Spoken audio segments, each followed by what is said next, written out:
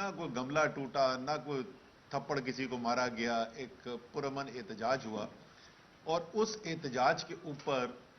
21 अक्टूबर को दहशतगर्दी के पर्चे काट दिए गए। वो दहशतगर्दी के पर्चे मेरे पर भी कटे और कुछ हमारे साथी हैं उनके ऊपर भी कटे, और इमरान खान जो दूर दूर तक उस जगह पर मौजूद नहीं थे उनके ऊपर भी पर्चा कट गया। दहशतगर्दी का पर्चा एक ऐसे वाक़े के ऊपर जिसमें इमरान खान मौजूद नहीं है, और जिस वाक़े के अंदर दहशतगर्दी तो दूर की बात, किसी ने किसी को थप्पड़ तक नहीं मारा, उसमें इमरान खान के ऊपर दहशतगर्दी का पर्चा कट जाता है। यह है 21 अक्टूबर 2022 को यह पर्चा कटता है। उससे पहले इमरान खान अपने तमाम झूठे मुकदमों के ऊपर, एक भी उनमें से सच्चा मुकदमा नहीं है, सारे के सारे झूठे मुकदमे, लेकिन उन झूठे मुकदमे के ऊपर क्योंकि कानून की बालादस्ती पर यकीन रखने वाले एक लीडर हैं, हमेशा कानून का, अदालतों का एहतराम किया है, तो वो जो है वो इस्लामाबाद हाई कोर्ट में भी पेश हो रहे, वो दहशतगर्दी की अदालत में भी पेश हो रहे, वो एफ8 कचहरी के अंदर सेशन कोर्ट में भी पेश हो रहे हैं। और इन तमाम पेशियों के अंदर जो है वो मैं उनके साथ होता था, तो इसलिए मैं तो एनी शायद हूं कि इमरान खान जो है उनको कहीं किसी अदालत में जाने पर कोई एतराज नहीं था, उनकी कोई अना का मसला नहीं था। लेकिन 3 नवंबर को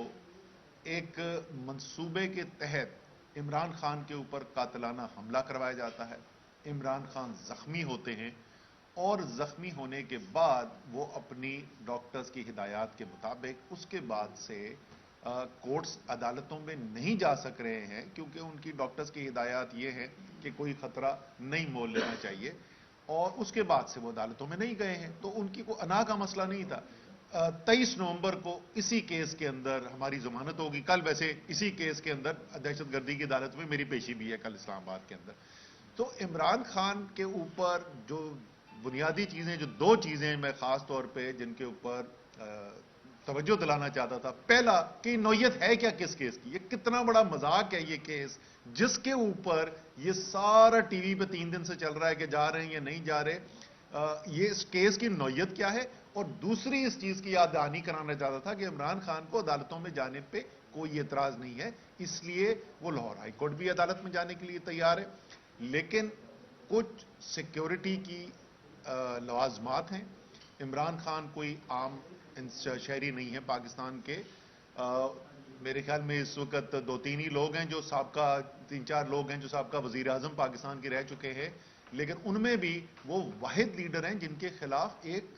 कातिलाना हमला हुआ है, और बाकायदा मंसूबे के तहत कातिलाना हमला हुआ है, और वो हमला कोई सालों पुरानी बात नहीं है, वो अभी 2-3 महीने पहले की बात है कि उनके ऊपर कातिलाना हमला हुआ है। तो एक तो सिक्योरिटी की उनकी जरूरत जो है और उनका खदशा जो है वो एक आम इंसान वाला नहीं है, और दूसरा जो डॉक्टर्स की हिदायत है उसके मुताबिक वो धक्कम पेल नहीं बर्दाश्त कर सकते। अगर वो होगा तो फिर उन्होंने 2-3 महीने के लिए दोबारा उनको आराम करना पड़ जाएगा। इसी वजह से शिबली फराज साहब जो चेयरमैन के चीफ ऑफ स्टाफ हैं, इन्होंने एक एप्लीकेशन डाली थी, और मैं इनसे रिक्वेस्ट करूंगा, दरखास्त करूंगा कि ये शिबली बता भी दें क्या दरखास्त डाली थी और अभी तक उस पर क्या पेशरफ्त हुई। शुक्रिया असद। जुमे को, गुज़श्ता जुमे को हमने एक दरख्वास्त डाली थी लाहौर हाई कोर्ट में, रजिस्ट्रार के ऑफिस में हमने जमा कराई थी, जिसका बुनियादी मकसद था इजाज़त लेना, क्योंकि खान साहब के एक ख़ास पिक्यूलियर सर्कमस्टांसेस हैं जिनमें कि वो अदालत में पेश होने के लिए हमने 2 चीज़ों की वो उनको वजह बताई थी कि एक तो जिस तरह अभी कहा गया कि उनकी जो ज़ख्म है, टांग का जो ज़ख्म है वो, और दूसरा सिक्योरिटी। तो मेडिकल रीज़न था और सिक्योरिटी रीज़न था, जिसकी बिना पे हमने इजाज़त मांगी थी लाहौर हाई कोर्ट से कि उनकी गाड़ी को एक ख़ास जगह तक पहुंचने के लिए इजाज़त दी जाए। सुबह हम गए थे, हमें अनफॉर्चुनेटली वो इजाज़त नहीं मिली, और अभी भी हमारी कोशिश है, हमारे वकला जज साहब से बात करने के लिए गए हुए हैं कि ये इजाज़त मिल जाए, क्योंकि खान साहब बावजूद तमाम तर मुश्किलात के केसों की नौइयत जो असद उमर साहब ने आपको ऑलरेडी बता दी कि वो किस नौइयत के कितने हल्के केसेस हैं, लेकिन चूंकि हमारे चेयरमैन का ये मानना है एक कानून की हुक्मरानी की दावेदार जमात है, और हमने कभी भी تقریباً کوئی 25 پیشیاں کر چکے ہیں خان صاحب زخمی ہونے سے پہلے، قاتلانہ حملے سے پہلے. تو کوئی وجہ نہیں ہے کہ ابھی ہم نہ جائیں، اور ابھی بھی خان صاحب بالکل تیار ہیں عدالت میں پیش ہونے کے لیے. ہماری یہ ریکوائرمنٹس ہیں کہ اگر ان کو کیا جائے، کیونکہ ان کی جو سیکیورٹی کی سچویشن ہے اور جو ان کی ہیلتھ کی سچویشن ہے وہ افورڈ ہی نہیں کر سکتے دھکم پیل. اور آپ کو پتہ ہے کہ جہاں پہ خان صاحب جائیں وہاں پہ ہزاروں کا مجمع لگ جاتا ہے، پھر اس طرح وکلاء بھی ہوں گے، سب کچھ ہوگا. تو ہماری ابھی بھی لاہور ہائی کورٹ کے حکام سے بات چیت جاری ہے، اور ہم یہی امید کرتے ہیں کہ ہماری یہ جو استدعا ہے، جو کہ بالکل ایک جائز استدعا ہے، اس کی ہمیں اجازت مل جائے گی تاکہ خان صاحب ادھر عدالت میں جا سکیں. جس آخری کامنٹ یہ ہے کہ ماضی میں بھی ایسی صورتحال پیدا ہوئی جس میں کہ ایک سابقہ پرائم منسٹر جن کا نام نواز شریف ہے، ان کو بیمار بنا کر پیش کیا گیا، اور ایک سوال اٹھایا گیا کہ اگر ان کو کچھ ہو گیا تو اس کا ذمہ دار کون ہوگا. ہمارا بھی آج یہی سوال ہے کہ اگر خدا نہ خواستہ خان صاحب کو کچھ ہوا تو اس کا ذمہ دار کون ہوگا. بہت شکریہ. اچھا شفیع صاحب، یہ بتائیے گا کہ آپ نے ابھی کہا کہ ابھی ہائی کورٹ میں جو درخواست دی تھی وہ آپ کو اجازت نہیں ملی، تو اس کا مطلب ہے ابھی تک یہ فیصلہ تو نہیں ہوا کہ خان صاحب جا رہے ہیں یا نہیں جا رہے. اگر آپ لوگوں کو وہاں سے وہ اجازت نہیں ملتی تو اس کا مطلب ہے کہ خان صاحب پیش ہوں گے یا نہیں ہوں گے. دیکھیں، آپ کا اچھا سوال ہے. اس وقت ہم یہ امید یہی کرتے ہیں کہ خان صاحب کی جو سیکیورٹی اور ان کی جو صحت کی جو مجبوری ہے، اس کی وجہ سے ہم وہ جا نہیں سکتے ہیں ایک خاص حد ڈسٹنس کے علاوہ. تو ابھی بھی ہم یہ امید کرتے ہیں، ہمیں یقین ہے کہ ہمیں یہ اجازت مل جائے گی اور خان صاحب نے وہ پیش ہوں گے. اسد صاحب، یہ بتائیے گا کہ گزشتہ روز مریم نواز نے کہا ہے کہ ہمیں ایماندار ججز چاہیے، ایماندار نہیں. اس پہ کیا کہیں گے؟ کیا یہ عدلیہ کے خلاف جو منظم مہم چلا رہی ہے اس کا حصہ ہے؟ بالکل جی، یہ تو باقاعدہ واضح ہے کہ ایک منظم مہم چلائی جا رہی ہے عدلیہ کو دباؤ میں لانے کے لیے. اور میں پہلے بھی ذکر کر چکا ہوں کہ اس کی مقصد جو ہے وہ بڑا سادہ سا ہے. اس وقت ان کو نظر آ رہا ہے کہ آئین توڑے بغیر کوئی راستہ نہیں ہے عمران خان کو روکنے کا، اور آئین ان کو توڑنا پڑے گا اگر وہ الیکشن 90 دن کے اندر نہیں کراتے. اس کے لیے راستے میں دیوار ان کو عدلیہ نظر آ رہی ہے، اور اس لیے عدلیہ کے اوپر یہ منظم طریقے سے حملے کیے جا رہے ہیں. ہماری درخواست تو عدلیہ سے صرف یہ ہوگی، مؤدبانہ درخواست یہ ہوگی کہ پچھلے چند ماہ کے اندر عدلیہ جو ہے وہ عمران خان صاحب پر بھی توہین عدالت کا نوٹس دے کر کیس چلا چکی ہے، اور میرے اوپر بھی توہین عدالت کا کیس چل چکا ہے. حالانکہ ہم نے اس قسم کا کوئی ریمارک نہیں دیا تھا کسی جج کے بارے میں. تو امید یہ ہے کہ سب کو برابری کے طور پر ٹریٹ کیا جائے گا، اور یہ جو مہم چلائی جا رہی ہے اور اس قسم کے بیانات جو دیے جا رہے ہیں اس کے اوپر بھی جج صاحبان نوٹس لیں گے اور توہین عدالت کی کارروائی کی جائے گی.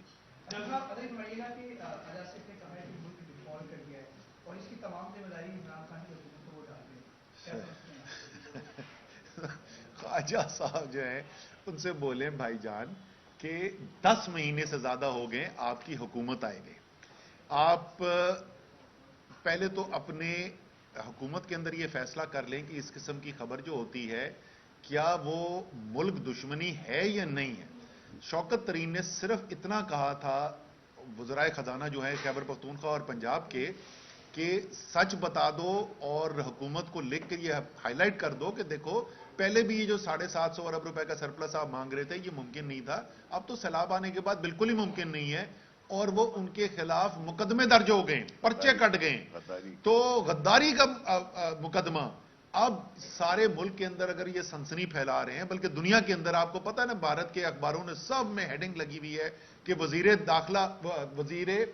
دفاع پاکستان کا، وہ بھی کوئی عام وزیر نہیں، وزیر دفاع پاکستان کا کہہ رہا ہے کہ دیوالیہ ہو چکے ہیں ساری ریٹنگ ایجنسی چھوڑ. تو ان سے بھی میری سوال یہ ہوگا کہ تمام پاکستان کے شہری برابر ہوتے نا، تو ہم انتظار کریں گے کہ رانا سونالا جو ہے وہ خواجہ آصف کے اوپر غداری کا پرچہ کب کٹوائیں گے.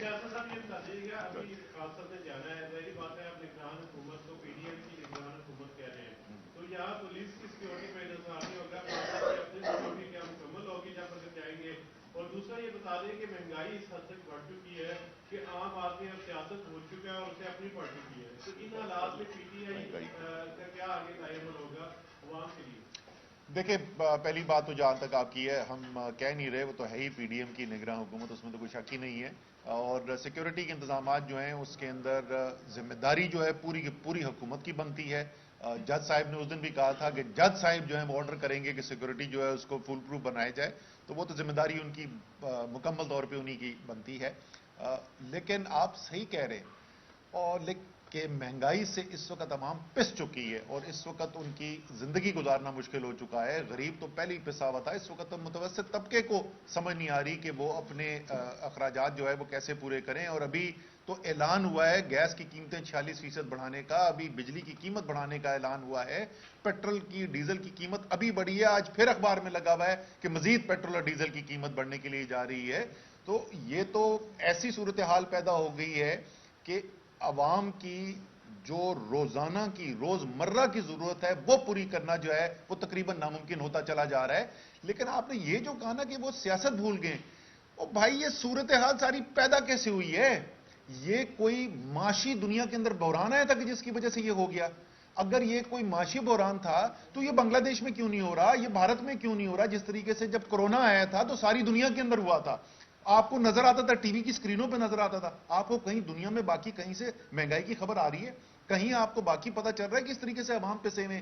یہاں تو سیاسی انتشار پیدا کیا گیا، رجیم چینج آپریشن کی سازش کی گئی، سیاسی بحران نے یہ معاشی بحران کو جنم دیا ہے۔ تو یہ سیاست سے الگ نہیں ہے، یہ براہ راست نتیجہ ہے اس سیاسی سازش کا، اس سیاسی انتشار کا جو پاکستان کے عوام کے ساتھ ایک بہت بڑا دھوکہ کیا گیا ہے۔ اور اس سے 10 مہینے پہلے، یہ آج کی بات نہیں، اب 10 مہینے پہلے عمران خان کے آپ بیانات سن لیں، ان کی تقریریں دیکھ لیں، آپ میرے انٹرویو سن لیں، 10 مہینے ہم نے پہلے آپ کو بتایا تو یہی پہنچیں گے۔ اور میں پھر بدقسمتی سے، میں بولوں گا بدقسمتی سے، میں آپ کو پھر بتا رہا ہوں، میں نے 3 مہینے پہلے بھی کہا تھا، وہ لوگ بولتے تھے یہ مشکل فیصلے تو کر گئے، اب تو وہ حکومت کریں گے، میں نے اس وقت کہا تھا 3 مہینے بعد اس سے بھی زیادہ خراب حالات ہوں گے۔ بدقسمتی سے میں کہہ رہا ہوں تیسری دفعہ، اگلے 3 مہینے بعد اس سے بھی زیادہ حالات خراب ہوں گے، جب تک آپ سیاسی انتشار کو ختم نہیں کریں گے۔ جس وقت تک حکومت صبح سے لے کے شام تک، ابھی بھی چل رہا ہے ٹی وی کے اوپر، وہ فیصلہ ہو گیا جی ایف آئی اے کی عمران خان کی گرفتاری کا، اگر پورا حکومتی نظام اس وقت